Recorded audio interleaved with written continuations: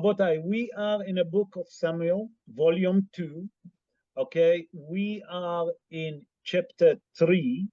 I just do a quick revision what we spoke last Sunday.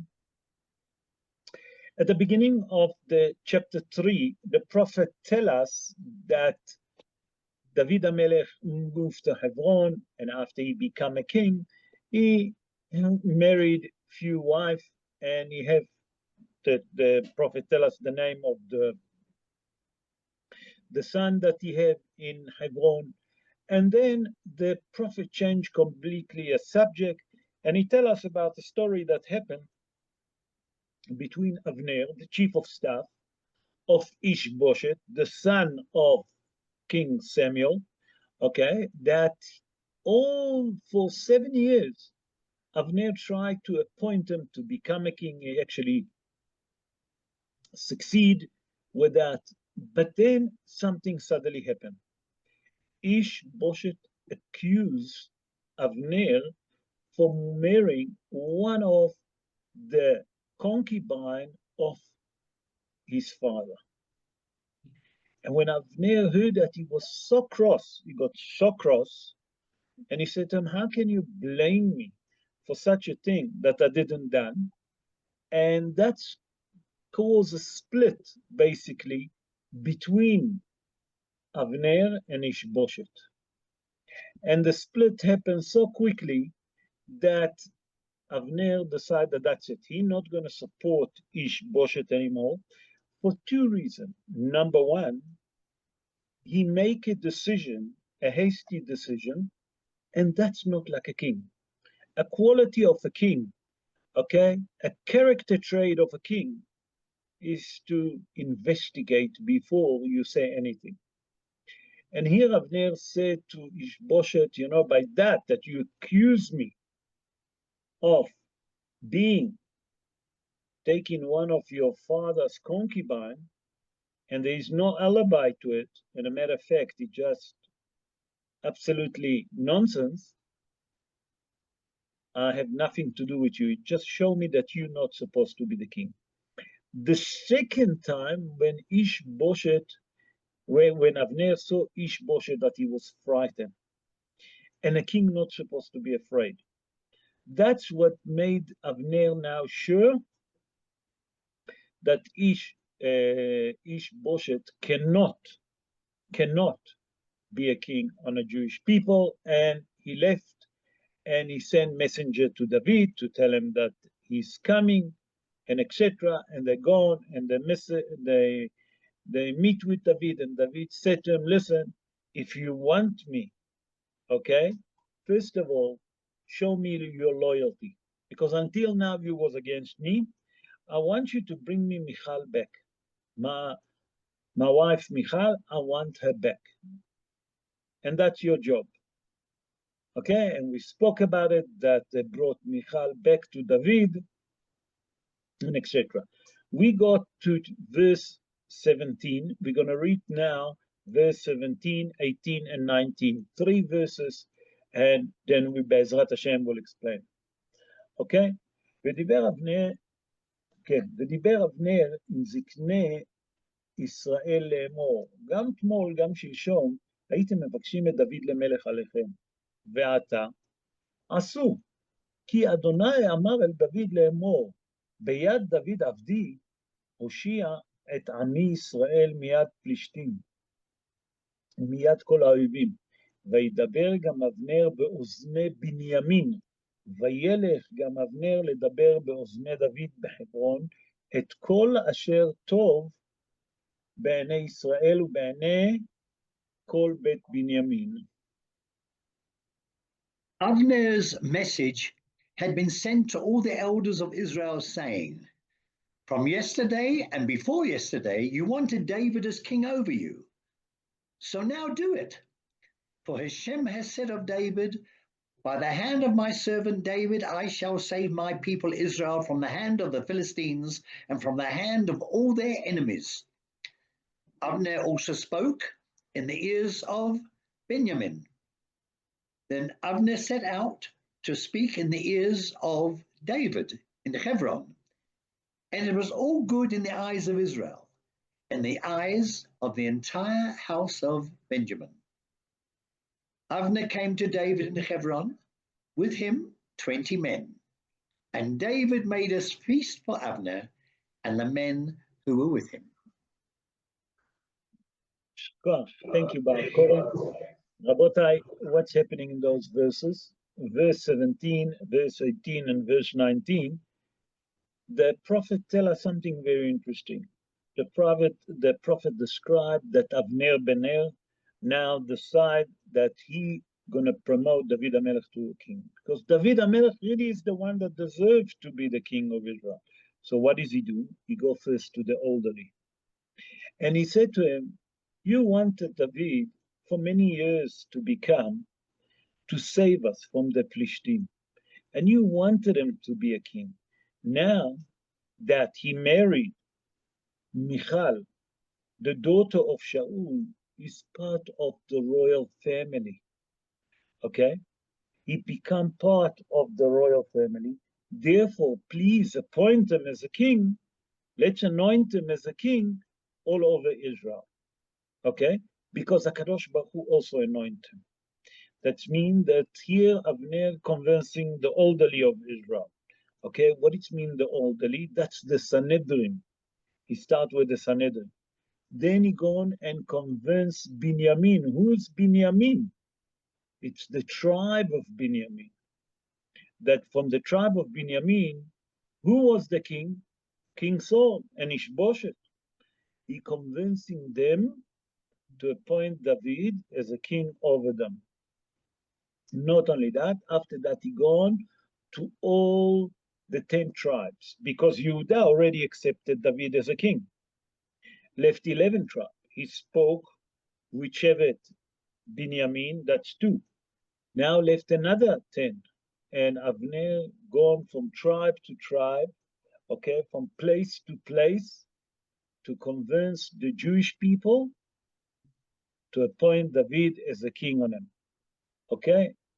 And in verse 20 and verse 21 that we're going to read, although our friend Jeffrey read verse 20, I'm just going to read verse 20 and 21, and then Jeffrey, if you don't mind reading for us verse 21. Okay. ויבוא אבנר אל דוד חברון, ואיתו 20 אנשים. ויעש דוד לאבנר ולאנשים אשר איתו משתה. ויאמר אבנר אל דוד, אקומה ואלך וקבצה אל אדוני המלך את כל ישראל, ויכרתו איתך ברית, ומלכת בכל אשר תאווה נפשך. וישלח דוד את אבנר וילך בשלום. Okay. 21. Read again. I'll read 20 again, just so they catch it. Okay. Avner came to David in Hebron, and with him 20 men, and David made a feast for Avner and the men who were with him. Avner said to David, I shall arise and go to rally all of Israel behind my lord the king, so that they will seal a covenant with you, so that you may reign over all that your soul desires. David sent Avner away, and he went in peace. Mm-hmm. Just then, that's it. And he went in peace. Yeah. Wow. In these 2 verses, the prophet tell us something very interesting. The prophet described that Avner came with 20 men, him and another 20 men, to David HaMelech. David HaMelech, when he saw that, he welcomed them and he done them a great feast in honor of them. Okay? Rabotai, we have to understand that Avner until now was like an enemy to David. He tried to do anything in his power that Ishbosheth gonna be the king, the son of Shaul HaMelech. And David HaMelech didn't keep grudge. Here we see the quality of David HaMelech, the character trait of quality that David HaMelech had. He didn't keep grudge. He treated them with utmost respect, Avner and his men, when they came to Hebron because David HaMelech was a king over the tribe of Yehuda, because HaKadosh Baruch Hu told them to go to Hebron. Here we see something very great about David HaMelech, the quality of a real king, that he know how to forget. That's not many people can do that. But here David HaMelech teaches us that everything is from HaKadosh Baruch Hu. After that he make them a great feast, and they're sitting together. Avner saying to David HaMelech that now he's planning together, all the Jewish people, okay, that they will do a covenant with David HaMelech and gonna accept David HaMelech as a king. That David HaMelech gonna be now a king all over Israel. David HaMelech, the prophet, tell us that he sent Avner b'shalom, in peace. So what? If you send them, what? You're not going to send them in peace. He made for them a great feast. He welcomed them. So I don't understand what's the hidush here that the prophet saying that David HaMelech sent Avner b'shalom. Pshat of the dvarim, that David HaMelech never harmed Avner. Well, he can harm him because he was his enemy. But the Mefarshim makes sense something greater. David HaMelech, when he listened to Avner, he believed Avner. That now Avner really meaning what he's saying. He really meaning that he's going to work hard to appoint David HaMelech to become a king over the children of Israel. And that it means Beshalom, that he realized that what Avner telling him, David HaMelech realized that he really mean it. And that's what it means Beshalom. Let's go to verse, we're going to read to verse 22, include until verse 25, include 25. And here we see something very interesting that actually happened. It's a quite a tragedy that happened, but we have to understand what exactly behind, and we try to explain it. So verse 22, 23, 24, and 25. והנה עבדי דוד ויואב בא מהגדוד, ושלל רב עמם הביאו, ואבנר איננו עם דוד בחברון, כי שלחו וילך בשלום, ויואב וכל הצבא אשר איתו באו, ויגידו ליואב לאמור, בא אבנר בן נר אל המלך, וישלחהו וילך בשלום. ויבוא אבנר אל המלך, ויאמר, מה עשית? הנה בא אבנר אליך, למה זה שילחתו וילך הלוך? ידעת את אבנר בן נר, כי לפתותך בא, ולדעת את מוצאך ואת מובאך, ולדעת את כל אשר אתה עושה. Just then, behold, the servants of David and Joab were returning from a raid and brought many spoils with them. Avner was no longer with David in Hebron, for he had already sent him away, and he left in peace. When Joab and all the army that was with him arrived, they told Joab, saying, Avner, son of Ner, came to the king, and he sent him away, and he left in peace. So Joab came to the king and said, What have you done? Behold, Avner came to you. Why did you send him away and allow him to leave? You know, Avner, son of Ner, that he has come to entice you and to learn of your comings and goings, and to learn all that you do. What's happening here? In those verses, the prophet described exactly as Avner left Hebron, who came in? Joab. Joab and the soldier of David came. They was fighting with the Plishtim, and they brought a great spoil. But the Metzudot David explained that something else happened here. When Avner came, he was very proud, very arrogant, that they managed to defeat the Plishtim. Not only that, that they beat the Plishtim and they took great spoil. Here comes the point. None of the member of the soldier of David that gone with Yoav and Ishai, no one died. And that's make Avner a bit, you know, in a different league. I have to be careful how I'm speaking about the character trait from the Tanakh. We have to be very, very respectful to them.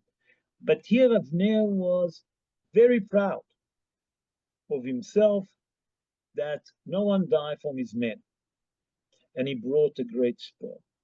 The next thing he hear that David HaMelech, that Avner was a David HaMelech, and David HaMelech make for them a great feast, welcome them, and not only that, David didn't harm Avner and the men that was with him.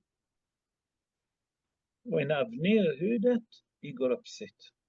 And he gone to David and he said, what Yoav. did you done? What did you done? Do you know that Avner is actually a spy? He come here to see your movement. How you coming into your palace? How do you leave your palace? How your army coming in? How your army leaving? He coming to spy. Said the Malbim something extraordinary. The Malbim say that Yoav telling David HaMelech, if Avner rebelling against Ishbosheth, like he's saying, how can he go back to Ishbosheth? How come that he doesn't afraid that Ishbosheth gonna kill him? Because now he's saying to you that he gonna try to convince the rest of the nation of Israel to appoint you and a king on him. Don't you think that Avner is a spy? Don't you think that he's lying to you? But what Yoav didn't know, that Ishbosheth was frightened of Avner. Why? Because without Avner, Ishbosheth couldn't run his kingdom. Avner was the one that ran everything. That's why Avner wasn't frightened to go back. Because Avner, matter of fact, he was the one that running the kingdom, not Ishbosheth. Ishbosheth was let's call it a figure, but who really ran it and whoever promote Ishbosheth was Avner ben Ner. So here come the Malbin and say that Yoav saying to David HaMelech, listen, do you believe that Ishbosheth gonna hear now that Avner gonna promote you to a king, and he's going back and he wouldn't do nothing? It just show you that it's a plan. There is a plan here behind it. It's a trap. They're planning a trap to you, to trap you. That's mean that you are saying to David HaMelech, listen, you get into a situation that they might gonna trap you. They want to learn every movement of us. How do we come to the war? How we leave for war? Where is your palace? How to attack in Hebron? And etc. That's how you are trying to convince David HaMelech to go against Avner. Let's go and see. Rabotai, we have to understand why. What's happening here? Why is Yoav so cross and he upset with Avner?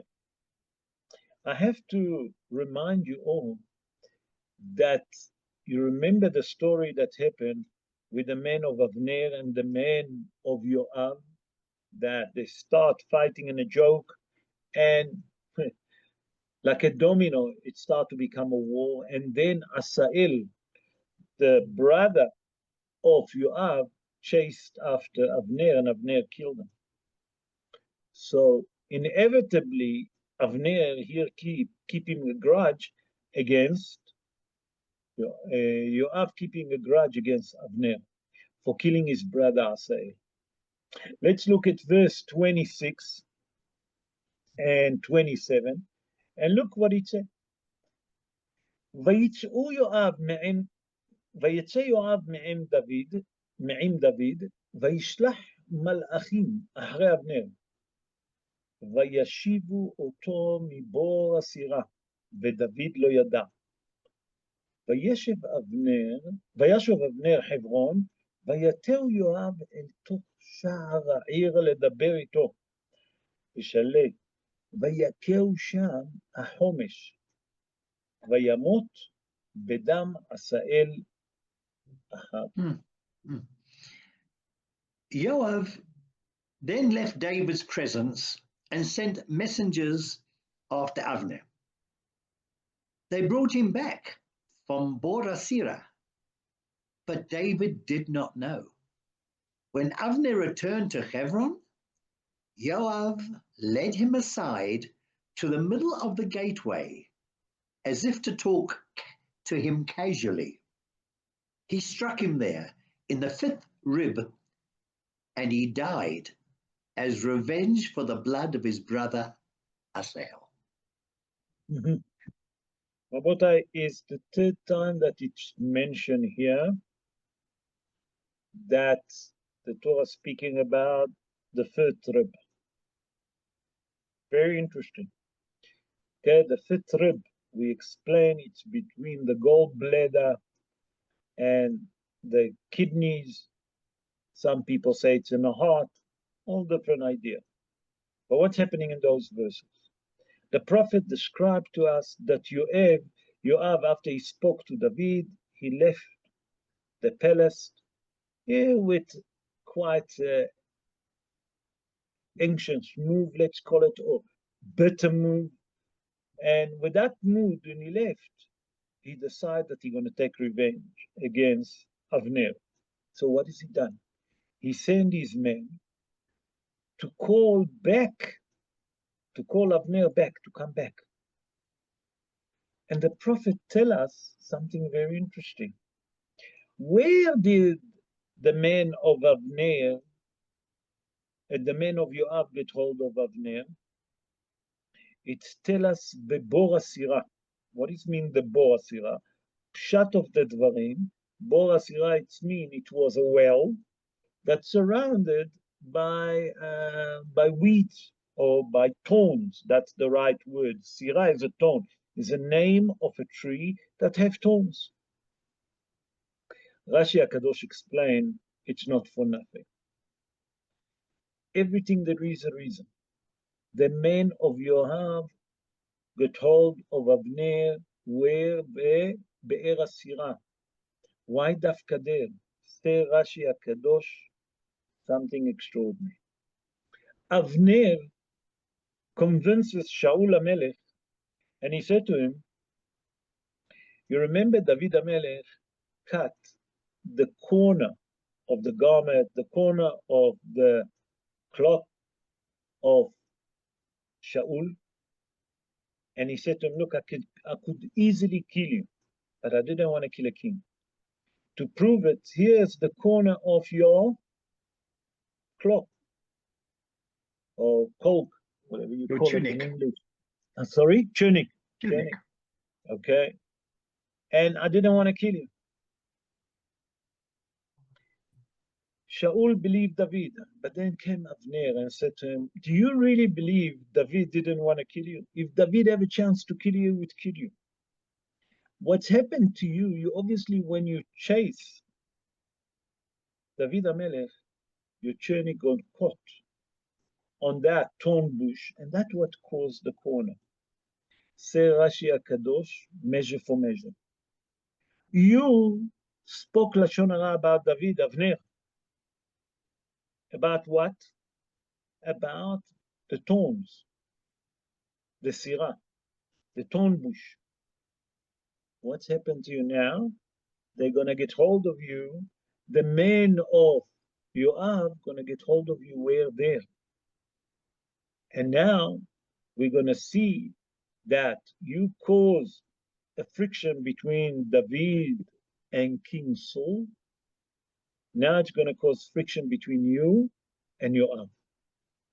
And the men of Yoav came to Avner Bener and they said to him, listen, we are the men of David. We've been sent by Yoav because David HaMelech forgot to tell you something. Please come back. He wants to tell you something.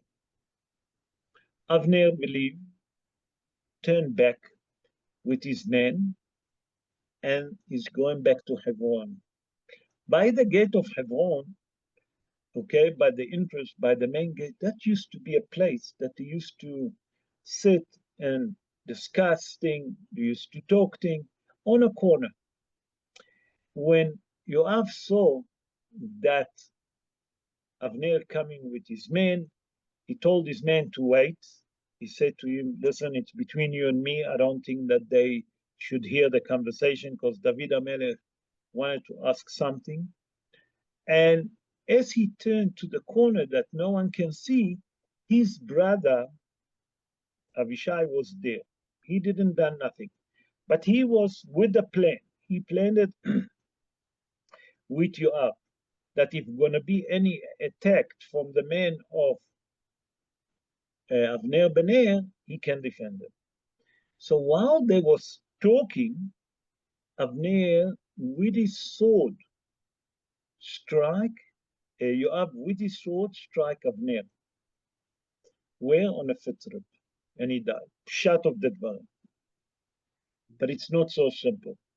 The Mefarshim explain that you couldn't just kill Avner. Avner was a very strong man. Avner was the chief of staff. You cannot just kill Avner just like this. The Mefarshim explain it in a deeper way. Yoav said to Avner in the front of the Sanhedrin, come with me, here's the Sanhedrin sitting. I want to ask you a halachically question, okay, before we go into David. But I want to ask you that in the front of the Sanhedrin.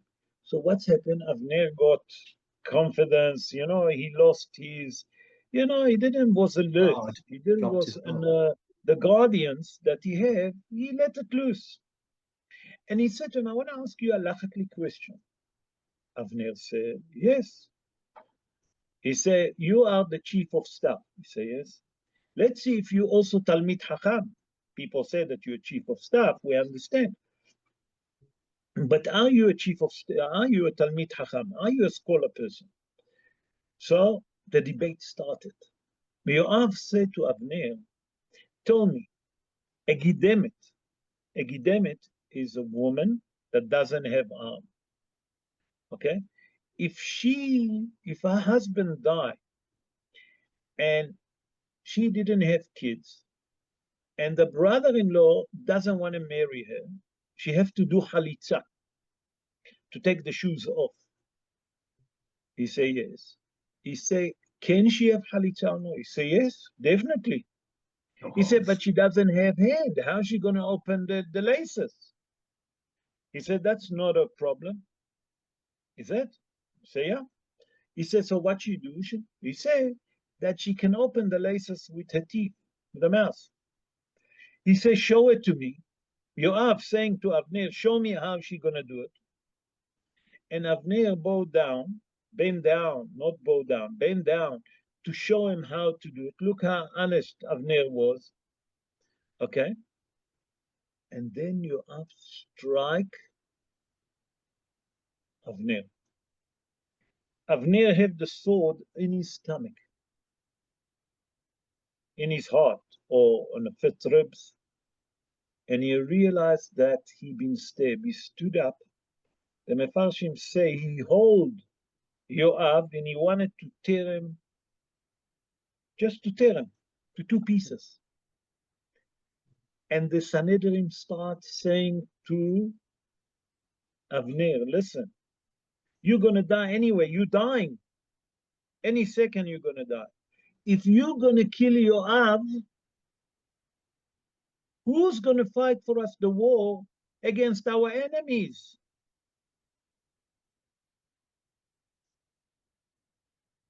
Avner can easily tear Yoav to pieces because Avner was a strong man. Avner looked at the Sanhedrin. He said, no, never mind my personal revenge. He dropped Yoav and he fell and died. Said the Mefarshim something extraordinary here. That here you see the quality of man that Avner was.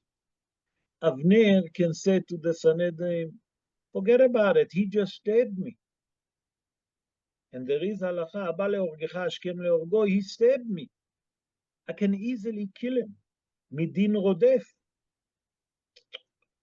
Avner didn't care only about himself. Avner cared about the rest of the Jewish people. Because when the Sanhedrin was crying and saying to him, Avner, don't kill Yoav, because if you're going to kill Yoav, who's going to fight for us? Who's going to be the chief of staff now? Avner listened to the Sanhedrin, dropped. He lifted him up like to tear him. He dropped Yoav. Yoav stood on a, he left him. Yoav fell and died, said the Mefarshim. And that's how Yoav died.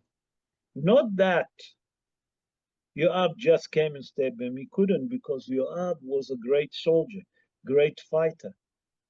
You couldn't take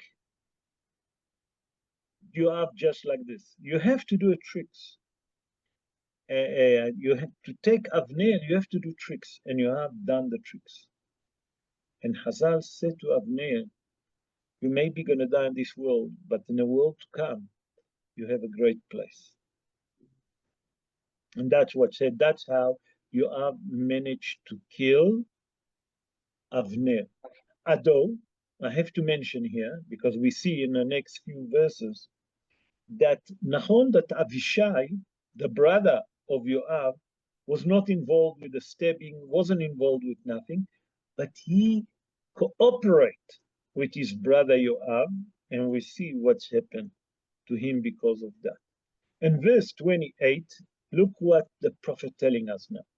וישמע דוד מאחריכם, ויאמר נקי אנוכי וממלכתי מעם אדוני, עד עולם מדמי אבנר בן נר. When David heard afterwards, he declared, I and my kingdom are guiltless before Hashem forever for the blood of Avner, the son of Ner. Here, when David HaMelech heard what's happened, the ambush that Yoav and Avishai done to Avner, the first thing that he said, that him and his nation, that means the, the tribe of Judah, they are not obligated punishment from heaven.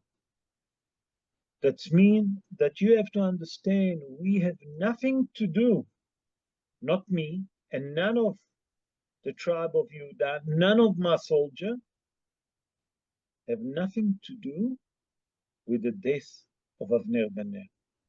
Therefore, we are not obligated for mitah bidei shamayim, for the punishment from heaven.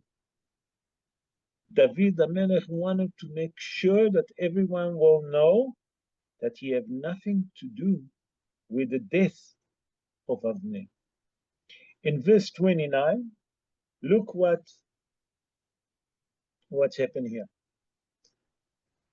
יחולו על ראש יואב ואל כל בית אביו, ואל יחרט מבית אביו זב ומצורע, ומחזיק בפרך, ונופל בחרב, וחסר לחם.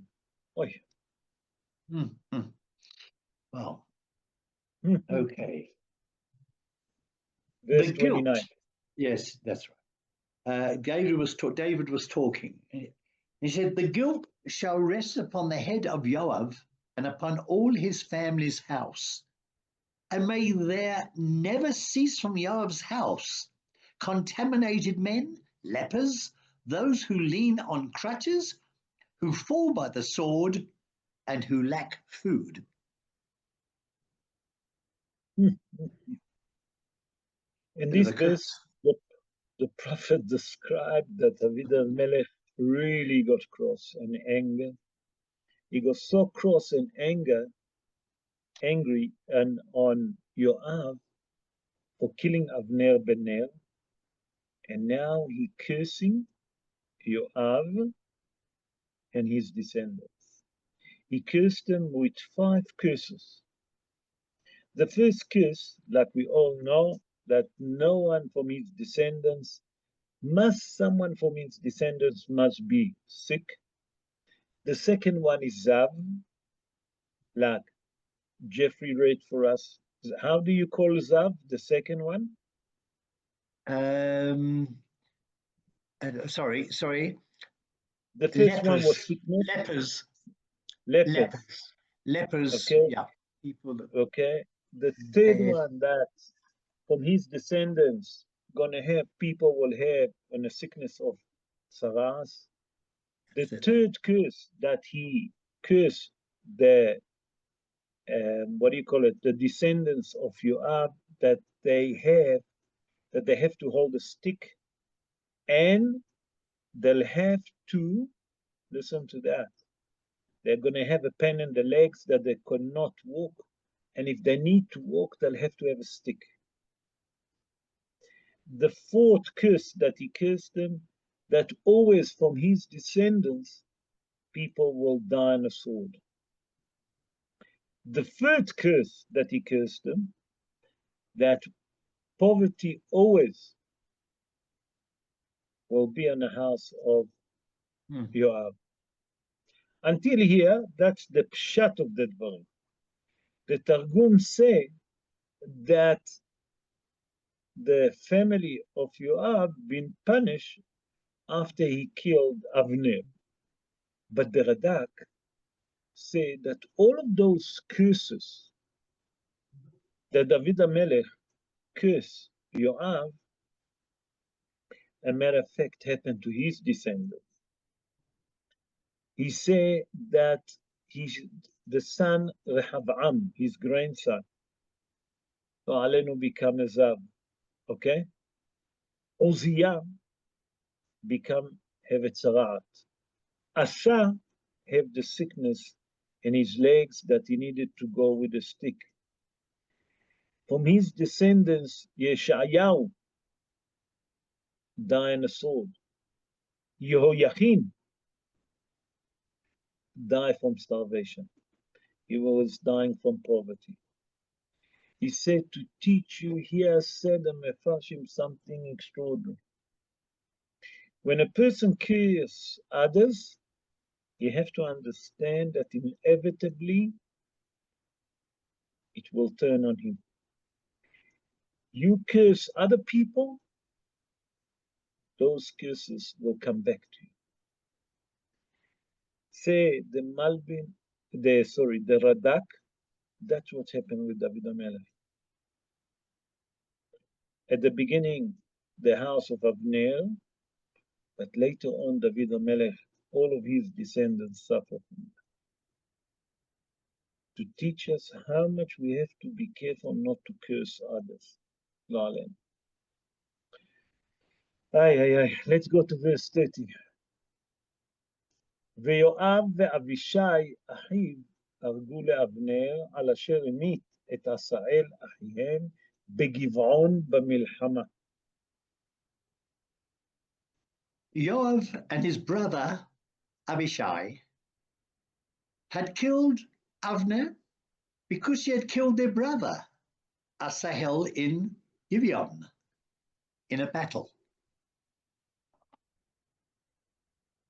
If you remember, I mentioned that when it came to kill Avner, Yoav killed him. But here the prophet says something very interesting. Yoav and Avishai, the two brothers, they kill Avner. We never heard that Avner killed him. Ask the Mefarshim.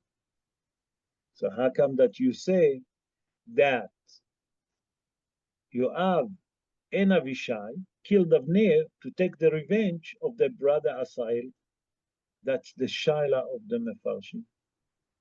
The Mefarshim explains something extraordinary. He said the prophets say that Avishai also killed Avner. Why? Because he cooperated with his brother Yoav. And if you cooperate, it's like you killed him. Maybe physically, you didn't stab Avner, but you cooperate. You given help to your brother. You call them and you make sure that no one else can come close. And you push the rest of the men away. That's where was the trick. So you given a hand to your brother to kill Avner, you as guilty as your brother Yoav. In verse 31, look what it says.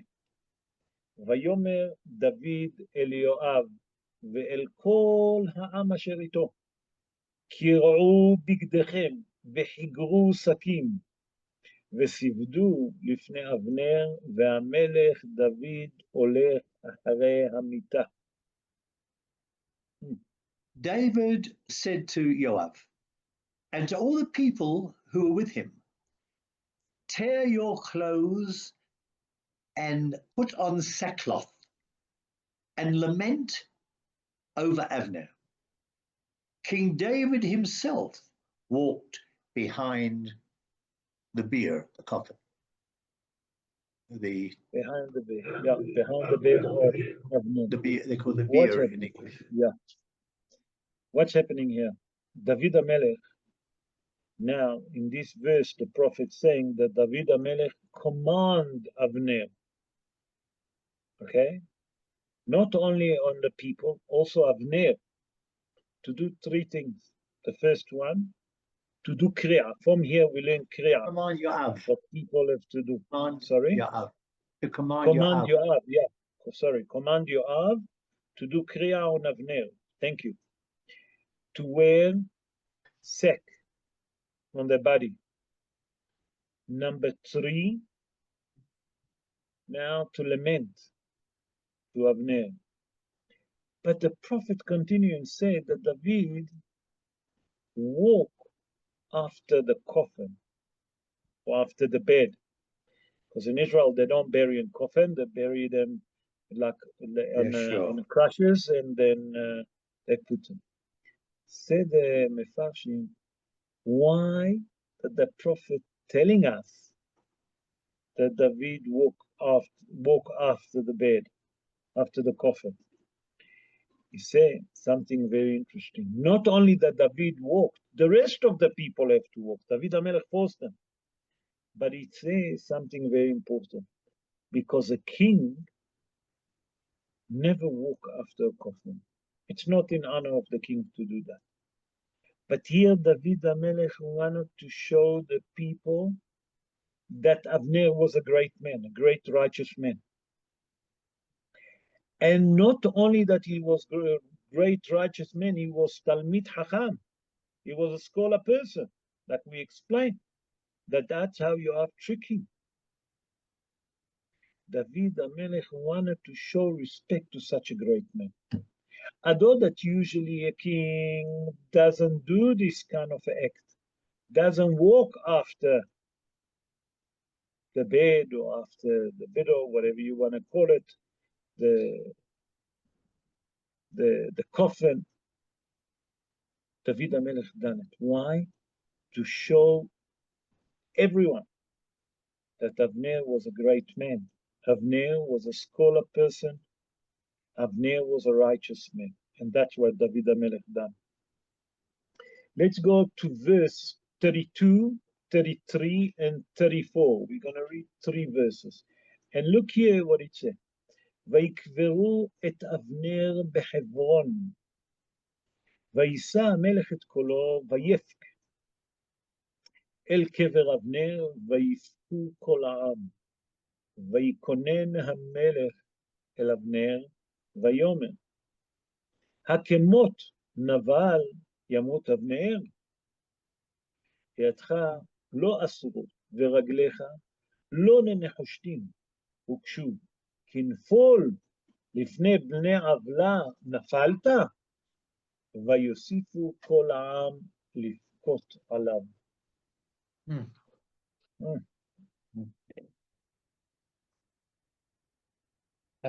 Sorry. And they 32, buried, 33, 34. yes. And they buried Avner in Hebron.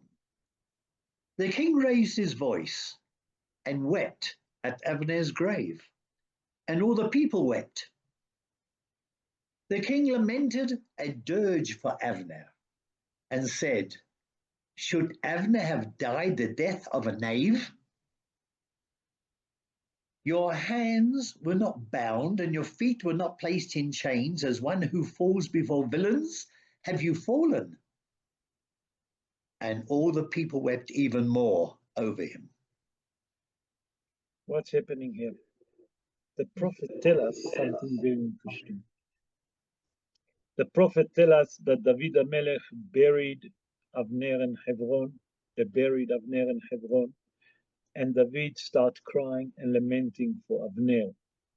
When the nation saw that he really crying and lamenting for Avner, and not only that he lamenting, he's speaking so greatly about Avner, that Avner, you die not because your hand was handcuffed, so you can say people attack you and you couldn't defend yourself.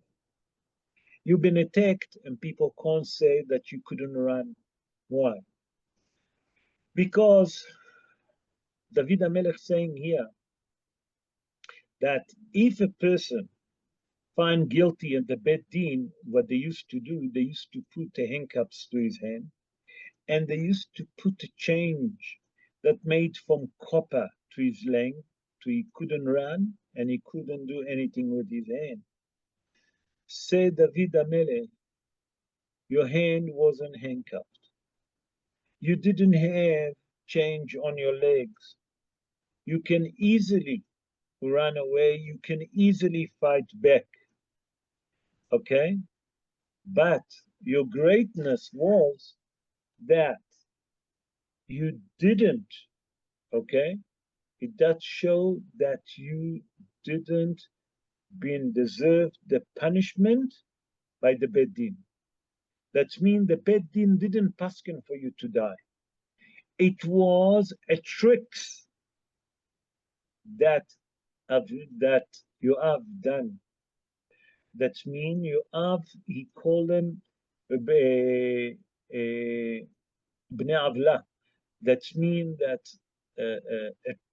you have act here a very dirty move on Avner, and you don't have the punishment of the Beit Din on you, because to prove it that your hand wasn't cuffed, your leg wasn't in chains. And then when everyone heard that, said the prophet, the nation continued, okay, to cry over Avner. What does it mean? It's come to tell us something very important, said the Mefarshim. The Mefarshim come to tell us that here they saw David HaMelech crying and the nation crying, that they realized that it's become now a doubt if David HaMelech was involved or not. Because until now, many people have a doubt that maybe David HaMelech sent you up. But when they saw what's happening here, and David HaMelech really crying, and they was crying, not for nothing the prophet said that. Okay? That let's see what's happened in verse 35. In verse 35, ויבואו כל העם לעברות את דוד לחם בעוד יום, וישבע דוד לאמור, כה יעשה לי אלוהים, וכה יוסיף, כי אם לא לפני בוא השמן את העם לחם, או כל מאומה. All the people came to comfort David by bringing him a meal on that same day. But David swore, saying, so shall God do to me, and so shall he do further, if I taste any bread or anything else before the sun sets. Mhm. He was disturbed. Very, very extraordinary act of David HaMelech. David HaMelech saying, listen, thank you very much for the bread, but I'm not eating until sunset. Here, David HaMelech showed to the rest of the nation that he eulogizing and mourning for Avner, like he's a member of the family. Why? Because he refused to eat. And when you bring a food to, usually we bring food to whom? To the mourners. Here they brought to the king, and he said, I'm not eating until sunset. Although that I'm a king and I can eat, it's a different situation. Here I'm mourning for a great man. And that's what the prophet tried to show us. The greatness of David HaMelech, and David HaMelech here showing that he loved Avner. And verse 36, 37, look here what it said. Now, the nations start to realize something. Look what it said. וכל העם הכירו, ויטב בעיניהם ככל אשר עשה המלך, בעיני כל העם טוב, וידעו כל העם, וכל ישראל ביום ההוא, כי לא הייתה מהמלך להמית את אבנר בנר. Right. All the people recognized David's sincerity, and it was well in their eyes. Whatever the king did was well in the eyes of the people. And all the people and all of Israel realized on that day that it was not ordered by the king to kill Avner, the son of Ner. And this act that David HaMelech said, that number one, he cursed Avner and his descendants, that he eulogized, that he cried, that he lamented for Avner, and he didn't want to eat, and he walked after the beds of Avner. People suddenly realize, all the people, all the nation, even those that have a doubt, maybe David ordered the death of Avner, now they believed that David HaMelech had nothing to do with that. In verse 38, ויאמר המלך אל עבדיו, הלא תדעו, כי שר וגדול נפל היום הזה בישראל. The king said to his servants, surely you realize that an officer and a great man has fallen in Israel this day. The prophet telling us that David HaMelech actually saying to all the nation, obviously to his men, but to all the people, you must know a great man died today. Therefore, we obligated to mourn for that great man. We have the obligation to mourn to Avner because Avner was a great man, scholar person, like we explained, a chief of staff, a great warrior. Therefore, we have an obligation to mourn for that great man. The last verse, in verse 39, look what דוד המלך זה, ואנוכי היום רך ומשוח מלך, והאנשים האלה, בני צוריה, קשים ממני, ישלם אדוני לעושה הרעה כרעתו. But today I am weak and newly anointed as king. And these sons of Zeruiah are harder than I. But may Hashem repay the evildoer according to his evil. David HaMelech speak here about his nephew, about Yoav and Avishai, you have to understand Yoav and Avishai was the two sons of Tzuriah. Tzuriah was the sister of David Amelech. Okay? And here he said, look, I want you to understand that I'm very soft today, and not long ago I've been anointed as a king, but my nephews are stronger than me, and may the Almighty will pay them for the bad deeds. Pshat of the dvarim. The Metzudot David say that David HaMelech here saying that if we're looking, if Yoav and Avishai obligated for the punishment of death, they not. Okay? Because there is no witnesses, okay? And they didn't give any warning. So no one can point a finger on them to kill them. But as a king, I'm allowed to kill them because I'm a king. I can do it from Tzad Malchut. But the reason that I'm not killing them, because I'm not yet ruling all over Israel. But in fact, they deserve the punishment that the king can put. Although the Beit Din can't put them to death, because there was no witnesses, and no one warned Yoav not to do that act. So it wasn't ID, wasn't atra'ah, wasn't a warning, was no witnesses. So the Sanhedrin can't kill them. But me as a king, I can kill them. But because I'm not yet the king over the nation of Israel, I cannot put my two nephews to death. And with that, I'll end up chapter 3. Rabotai, what do we learn from here? I know that we're 2 minutes over, but I want to summarize. Here we're learning number 1, the greatness of David HaMelech.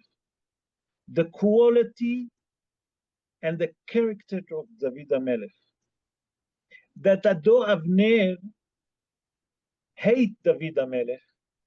David HaMelech never kept grudge. When he came to make peace, David HaMelech was more than welcome to make peace. When Yoav, that was his second command, the chief of staff of David HaMelech, killed him, David HaMelech didn't feel any obligation. David HaMelech is a man of truth, and he kills Yoav. He kills his own nephews for the act that they done. It shows us what is a real king supposed to be. David HaMelech teaches us how a real king should behave. When he sees the truth, he doesn't try to hide. Although that they was close to him, David HaMelech wasn't interested. David HaMelech wasn't interested that you, my nephew, that you, my chief of staff, you fighting my war, you leading my soldier to a war. David HaMelech wasn't interested. There is black and white. There is the truth. You are now on a blacklist. Although that you're close to me, although that you're relative to me, that's one thing. But the act that you done, I don't accept. And David HaMelech, as a king of Yehuda, also obligate Yoav and Avishai not only to tear, to do a kriya, also to eulogize, and also to wear sick. So we're learning from here the quality of David HaMelech.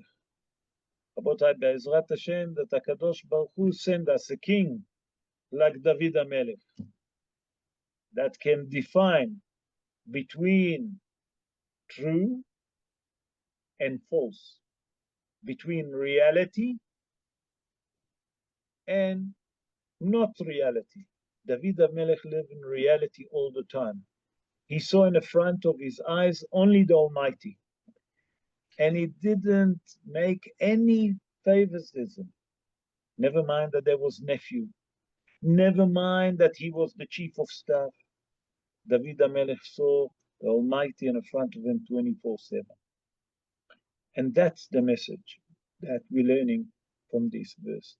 Rabotai, I hope that you enjoyed the show. I would like, first of all, before any one of you leaving from the question, I would like to thank each one of you for joining us tonight. I hope that you enjoy, and to wish all of you Shavua Tov, a great week, a beautiful week ahead of us.